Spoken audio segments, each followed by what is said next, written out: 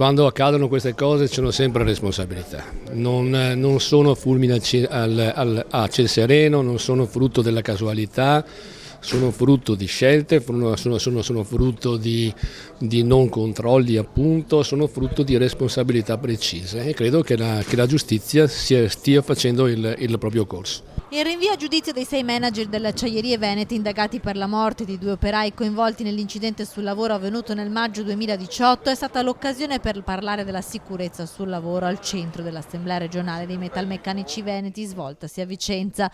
Molteplici le riflessioni emerse dalla riunione per contribuire alla piattaforma del contratto nazionale dei metalmeccanici 2020-2022. Oltre alla sicurezza, la necessità di un aumento salariale, il diritto alla formazione e la lotta alla precarietà. C'è una richiesta salariale importante dell'8% che va a recuperare quanto non distribuito dalle aziende in questi anni e quanto non riconosciuto in termini di professionalità. I delegati sindacali hanno commentato anche la vicenda delle fonderie Anselmi di Campo San Piero. I lavoratori in questi giorni sono in stato di agitazione dopo che la proprietà, che di recente ha acquisito l'impianto delle fonderie Zendi al Bignasego, ha inviato delle lettere prospettando il licenziamento di 4 lavoratori.